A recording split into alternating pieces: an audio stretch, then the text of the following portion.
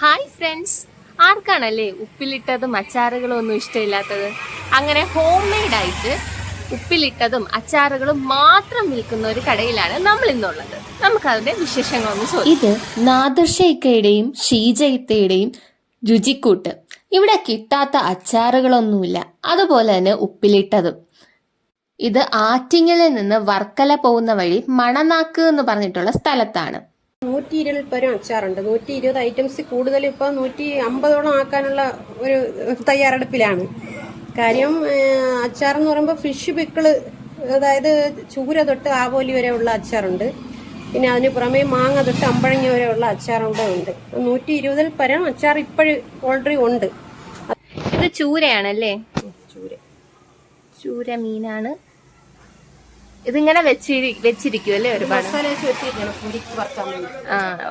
ഇതേ കണ്ടില്ലേ, ഇത് നല്ല ചൂര അച്ചാറാണ്. 1/2 കിലോ 500 രൂപയാണ് ചാർജ് ചെയ്യുന്നത്. ഇത് ഗാർലിക് ആണ്. ഇത്രയും ക്വാണ്ടിറ്റി ആയിട്ട് അച്ചാറിടാനും ഉപ്പിലിടാനും ഒക്കെ അവർ അരിഞ്ഞു വെച്ചിരിക്കുകയാണ്, തൊലിച്ചു വെച്ചിരിക്കുകയാണ് ഗാർലിക്. ഇത് നാരങ്ങ അരിഞ്ഞു വെച്ചിരിക്കുക. ഇതെല്ലാം ഉപ്പിലിടാനല്ലേ? അച്ചാറിന് വേണ്ടി. ഞാനും ടേസ്റ്റ് ചെയ്യാന്ന് വിചാരിച്ചു മാങ്ങ ഉപ്പിലിട്ടത്. അപ്പൊ എനിക്കും കിട്ടി ഒരു ഉപ്പിലിട്ടത് മാങ്ങ.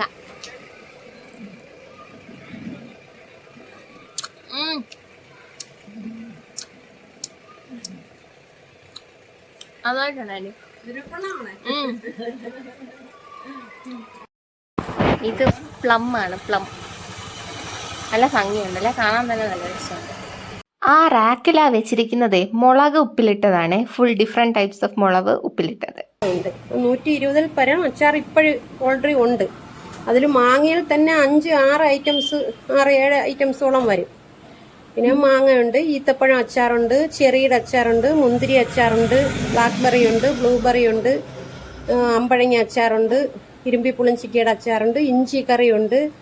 അങ്ങനെ ഒരുപാട് വിവിധ തരം അച്ചാർ, കാട്ടുനെല്ലിക്ക, കാരക്ക അച്ചാർ, പിന്നെ ഇത് ഒരുപാട് ഐറ്റംസ് ഉണ്ട്. എല്ലാ ഐറ്റംസും ഉണ്ട്.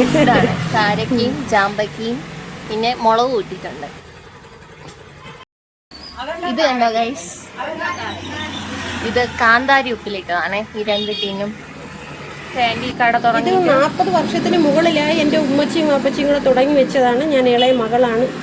അപ്പൊ അന്ന് തൊട്ട് എന്തായിരുന്നു ഈ കട തുടങ്ങാനുള്ള പ്രചോദനം? സ്കൂളിന്റെ ഒരു ചെറിയ, അതായത് സ്കൂള് തുടങ്ങിയപ്പോൾ ചെറുതായിട്ട് തുടങ്ങിയതാണ്. പിന്നെ അച്ചാറിട്ട് അത് ക്ലിക്കായി, നല്ല കച്ചവടമായി, നല്ല ബിസിനസ്സുമായി. അത് എല്ലാവർക്കും ഗൾഫ് രാജ്യങ്ങളെല്ലാം കൊണ്ടുപോയവർക്കെല്ലാം ഇഷ്ടമായി. അത് പിന്നെ നല്ല ഒരു പേരായി നമ്മളെ കടയ്ക്ക്. വേറെ ബ്രാഞ്ചുകളൊന്നും തന്നെ ഇല്ല. എൻ്റെ വീഡിയോസ് ഇഷ്ടപ്പെടുന്നുണ്ടെങ്കിൽ ഒന്ന് സബ്സ്ക്രൈബ് ചെയ്തേക്കണേ.